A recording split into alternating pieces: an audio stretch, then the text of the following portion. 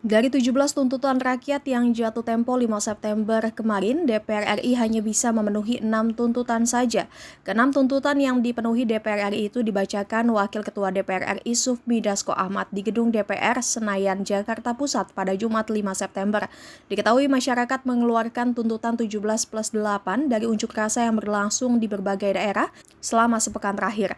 Tuntutan 17+8 itu memuat 17 tuntutan yang harus dipenuhi DPR RI dalam waktu singkat dan jatuh tempo 5 September tahun 2025 dan 8 tuntutan jangka menengah yang jatuh tempo 31 Agustus 2026.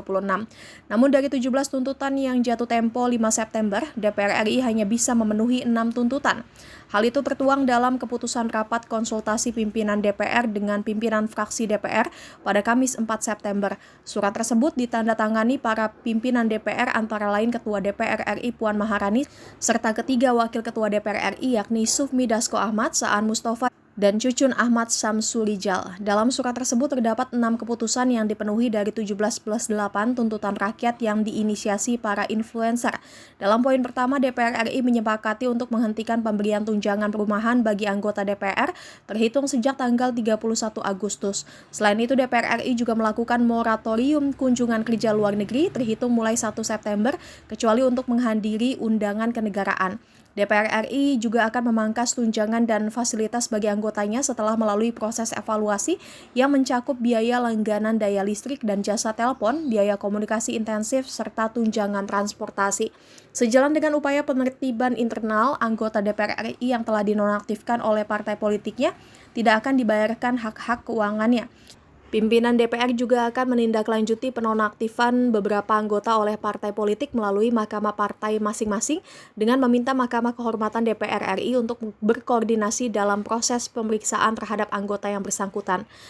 Hal ini sebagai bagian dari komitmen terhadap tata kelola yang baik, DPR RI akan memperkuat transparansi dan partisipasi publik yang bermakna dalam proses legislasi maupun kebijakan lainnya.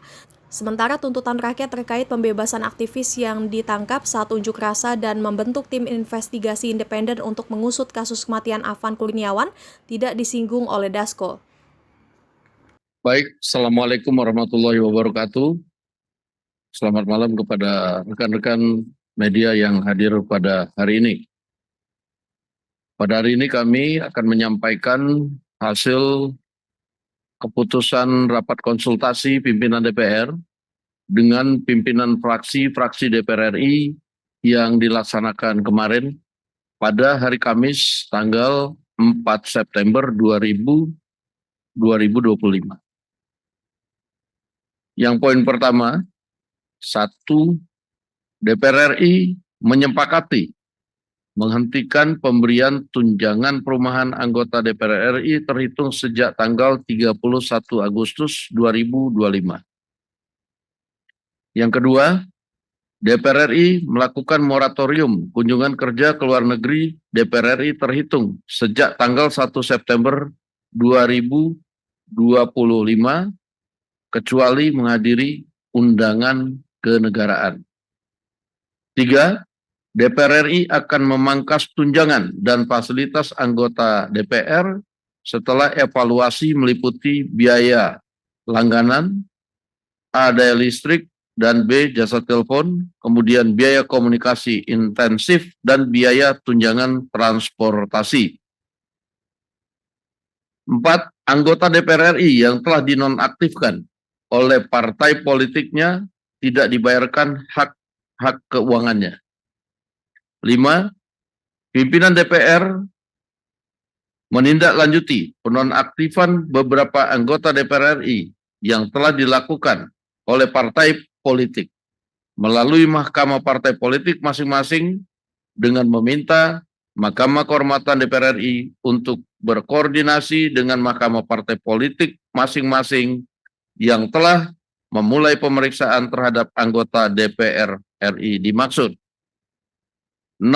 DPR RI akan memperkuat transparansi dan partisipasi publik yang bermakna dalam proses legislasi dan kebijakan lainnya. Ditandatangani oleh pimpinan DPR RI, Ibu Puan Maharani, saya Sufmi Dasko Ahmad, Pak Saan Mustafa, dan Pak Cucun Ahmad Samsurijal. Itu yang pertama. Adapun sebagai bentuk transparansi apa yang kemudian sudah dilakukan evaluasi dengan total yang akan diterima oleh anggota DPR berupa komponen-komponen, tunjangan, serta hal-hal lain, ini kami akan lampirkan dan nanti akan dibagikan kepada awak media. Khusus untuk bagi anggota yang telah diproses nonaktif oleh Mahkamah Partai masing-masing, tadi sudah disampaikan bahwa pimpinan DPR telah juga menulis surat kepada pimpinan Mahkamah Kehormatan Dewan untuk berkoordinasi dengan Mahkamah Partai masing-masing anggota untuk ditindaklanjuti sesuai dengan ketentuan. Demikian kami sampaikan dan kami ucapkan terima kasih. Jangan lupa subscribe ya.